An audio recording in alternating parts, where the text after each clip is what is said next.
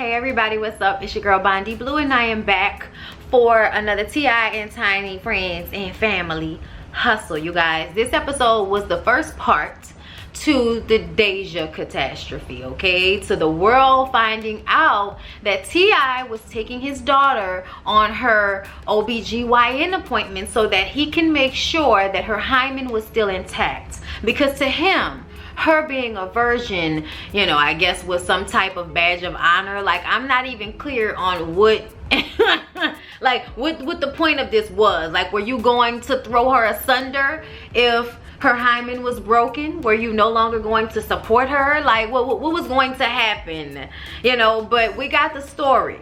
All right, and I feel like I have a better understanding of how terrible T.I. really is. Okay, so the family, everybody, the cast for the most part, is on a vacation in Mexico. Everybody is on, you know, this huge property and they're enjoying being with each other. Y'all, I was looking at this vacation like porn. I was like, this is what we need. We need this right here. Like let's just go to Mexico and rent a house and invite people to come on down. Like, that's, oh my God, need that in my life. But either way, it was during this trip that everybody finds out about this interview, this podcast that T.I. did, in which he joked. And I'm so confused about what the joking part was, because you said you did something that you actually did. So where was the haha? Okay, where was the aha? Like, where was that at? I missed it. Before the trip, okay, we gotta rewind. Okay? And we're back to right before the trip. The family is together and T.I. is telling King how Major and Messiah have prioritized their education, and he has not. He also has a performance coming up after the Mexico vacation that he has not, you know, rehearsed or prepared for in any shape or form. So it's just looking right now like King doesn't really want to try hard at anything. Like, that's just what it is. He wants to be lazy. He wants things to be given to him. Like, he wants to just stroll up there on stage and think that's gonna be great. You know, and it's just kind of annoying because you know how hard people work for things, and that's why he needs to be in school, because he seems to think he can escape the hard work by not going to school and being an artist, because that's easy for him. Like, you're charismatic, you're cute, you have, you know, wild hair, and everybody loves wild hair and everything. But you don't even know the difference between a city and a state. So I need for you to get there first, okay? Like, I'm appreciative of Major being a bigger brother to his big brother. Like, it's crazy. So everybody flies to Mexico together. Monica is, you know, shedding everything, okay? She's free, and she's going to be free. She's not married. She's taking shots. She's posing nude, doing photo shoots. It's a lot, okay? Monica is on one, and we're enjoying the visual. Tip is babying Deja, and Zonique talks about how he does, you know, baby the girls more than he does the boys, you know. And Deja, you know, looks a little high, okay? And, you know, get off me. All right, it's not a bad thing. I'm just saying, like, if they can drink, I'm sure they can smoke a little weed in Mexico. Regine is also getting drunk, okay? Well, not getting drunk, but getting lit, as the young kids say, because you can drink when you're 18 in Mexico. So Regine is partaking as well. King comes in a little golf cart to pick up the kids, and, you know, they roll off, and the adults are left to talk, and T.I. is telling Tiny that's the one that's gonna make you a grandparent early, you know? Like, she made a baby daddy. She is raising a baby daddy. I ain't gonna lie, y'all, I was dying laughing when he said that shit, because I see it. I know exactly what he's looking at when he sees King being the first one to show up with a little girl pregnant. It's the energy he gives, okay? But he also talks about King's sexuality as if he's an adult man or something like that. Like, he's a kid and you don't want him to get anybody pregnant, and you're trying to stop that, granted, but you're joking and almost, you know, flippant about him getting somebody pregnant, okay? You're not taking him to the doctor. Okay, now there's no way to check for that, but you're not, you know, trying to be overbearing with him to find out if he is having sex or not. You just assume he is, and you're hoping that he won't get anybody pregnant. That's the way you're handling King and the rest of your boy children. But when it comes to Deja, she has to get checked out to make sure her hymen is still intact, because that is of some importance to you in some way. And I do understand that we don't want our daughters to be out here having sex prematurely, being pressured into it, having unprotected sex, getting STDs, getting pregnant before they're ready, a whole bunch of things that comes along with having sex at an early age. I get it, I'm a woman. Okay, I'm also a woman that didn't have sex until she was old enough to pay for a hotel room. Okay, and I just mean that as far as with men, because to me all of the risk come with the heterosexual sex. Okay, like the stuff I was doing at 14 wasn't gonna get me pregnant, and at the time it wasn't gonna catch me an STD either. Okay, so yeah, you know what I mean, whatever, child. Look, because he ain't never lied when he said ages through 14 and 17, if you are not in your parent supervision, you're having sex. Like I mean, not like that, but kind of like that. Like, yeah, it is. I mean, if you're not doing it, it's on your mind, you're making out, you're inching closer and closer and closer to it. But you're a teenager and your hormones are out of control. You are physically and mentally and emotionally and chemically set up to be that way at that age. So I don't know why everybody thinks they can just, you know, keep their kids from caring about stuff like that. Like, you may not know, but they care. You may not know about it, but they care. They're thinking about it. It's on their mind, period. Toya says that she understands T.I.'s style of parenting a little bit more because he's so strict. Now that she's older, she's more strict. And Rain is going to have a different childhood than Reginae had. And me and my husband looked at each other and we was like, because Rain is going to have a present father there every day. Like, that's why.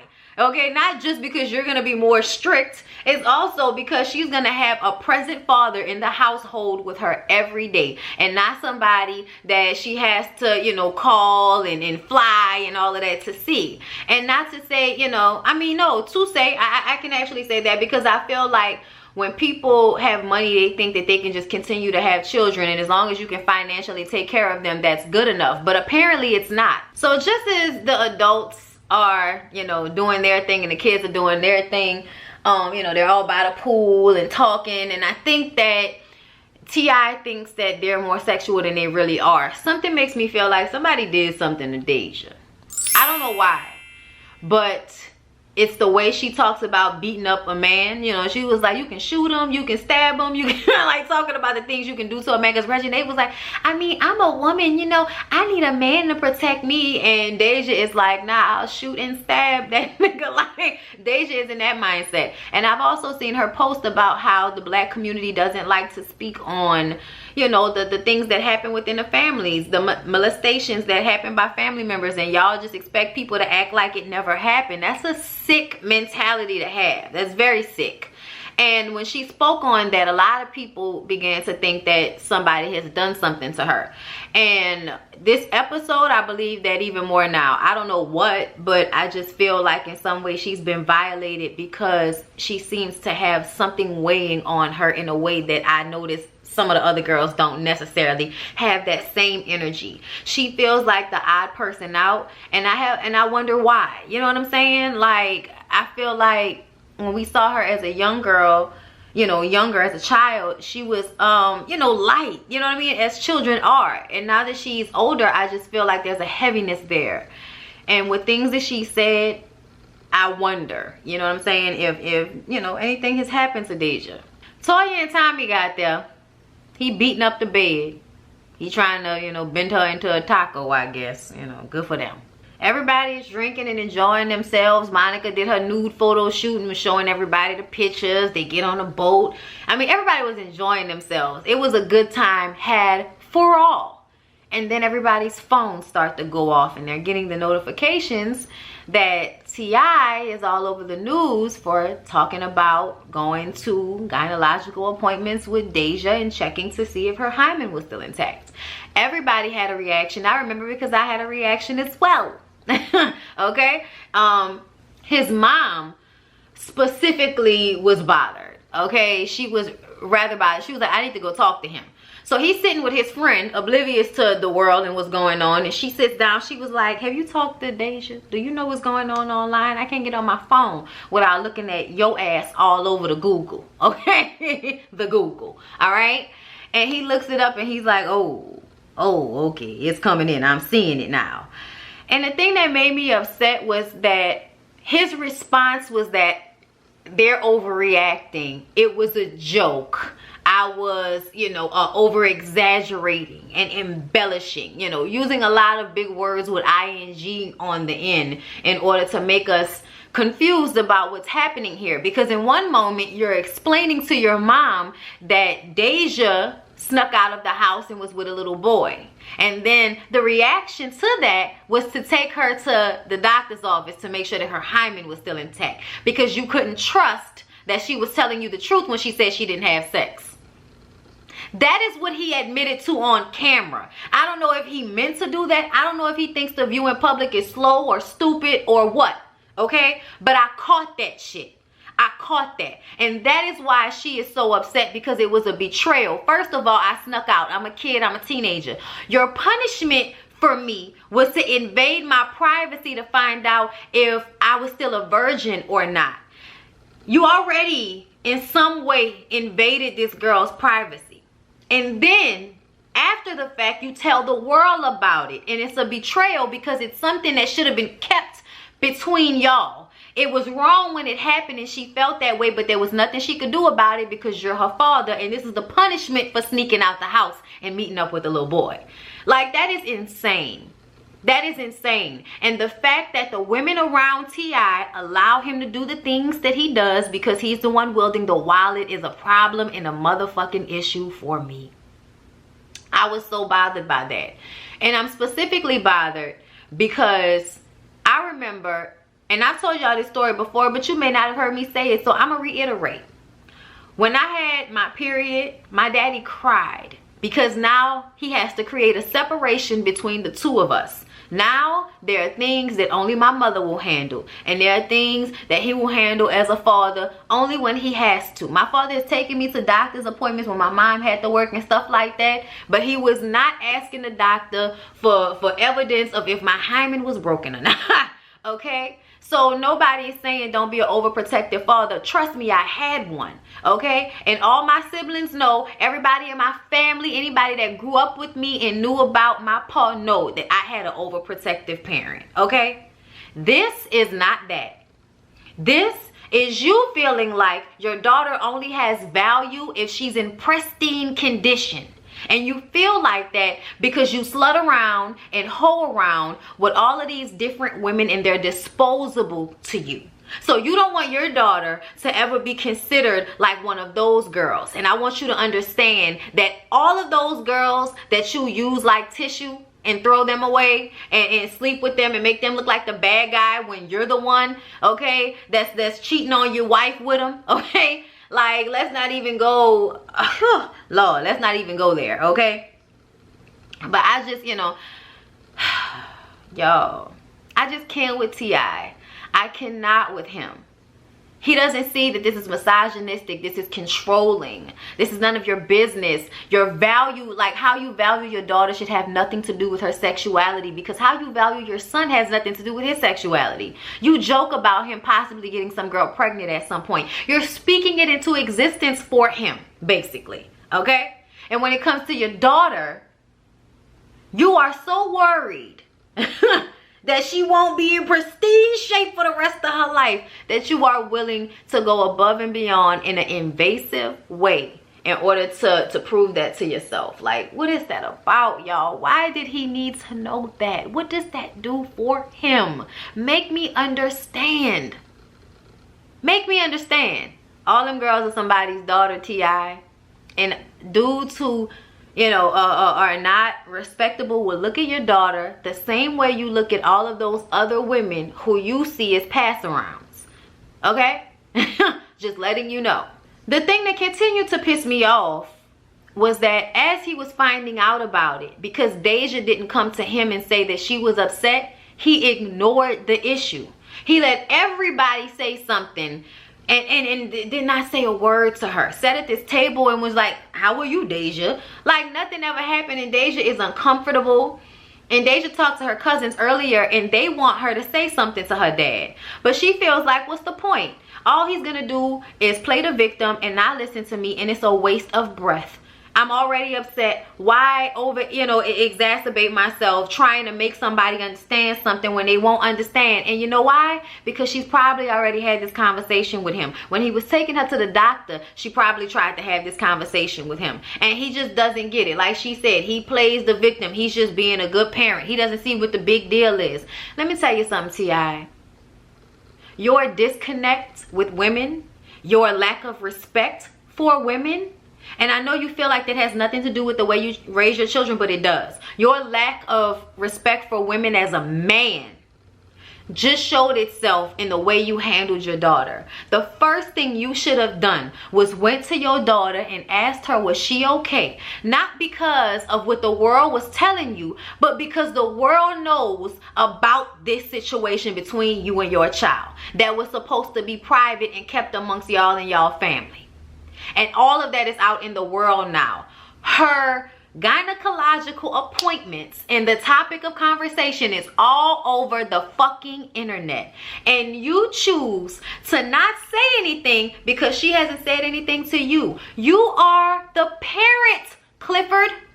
You are the parent.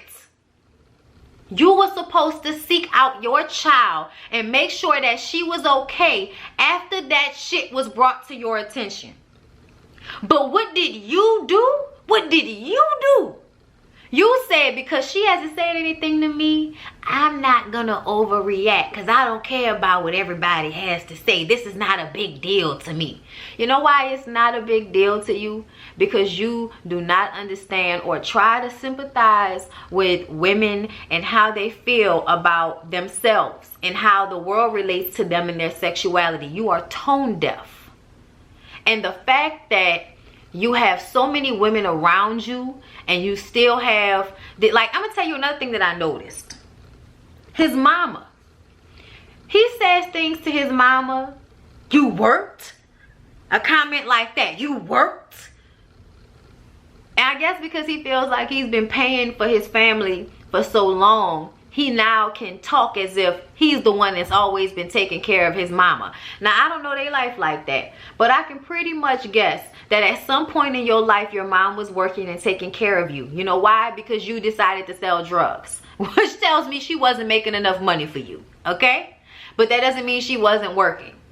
But something about the way he said that to her, I found that disrespectful. So whatever the issue is between T.I. and his mama, okay? There's a disconnect, okay? Because I don't see any other reason for why he would hang what he has done for you over your head in such a way that he would disrespect you, and then you just laugh it off and act like, oh, I just ignore him. I ignore him. And that's the problem. Nobody has been checking him this entire time. So he thinks the way he goes about shit is okay, and y'all allow him to feel that way because he is the one with the money. And that's unfortunate. That is really unfortunate. Somebody needs to curse him the fuck out. If it meant that my child felt he could disrespect me, like, in order for him to take care of me, I don't need any of your fucking money, okay? I don't need any of your money. Let's be very clear. When you and Tiny were getting arrested and doing ecstasy and cars and shit, your mama and them was probably the ones watching these children, okay? That's not their responsibility, but they did what they had to do. You know what I'm saying? And you throw in their face, in your mama's face, that you took care of her, like that's not what you're supposed to do. Like, he does that all the time, and it really bothers me. But it just shows his lack of respect for women in general. And I have to assume that that started with her at some point. Because I don't understand why, you know, somebody has a mother who is a part of their life. You have a wife, you have daughters, you have all of these women, your sister who was a part of your life and took care of you. And yet you still feel in some way that women are less than you, so you can have control over their reproductive organs and what they doing and how, you know.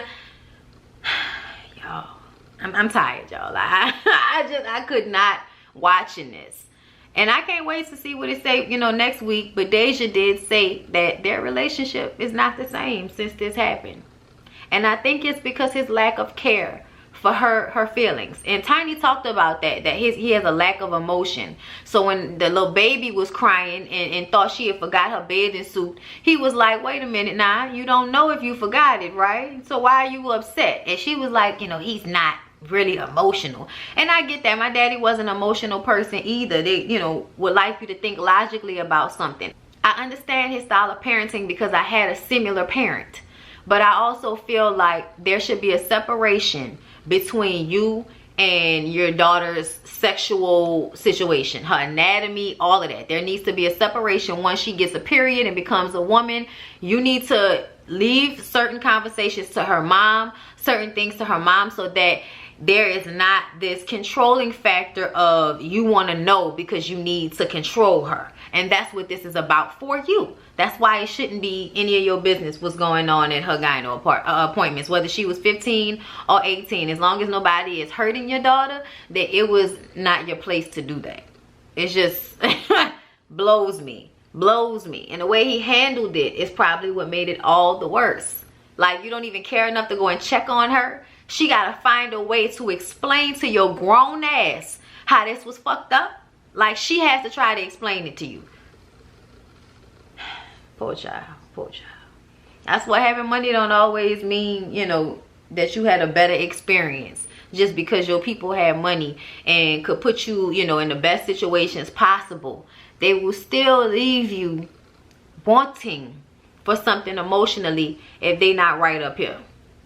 Child, whatever. Anyway, y'all, that was T.I. and Tiny Friends and Fam. I feel like I talked about this for too long, but it was still a good episode. I hope y'all enjoyed. I love y'all. I'll see y'all in the next one.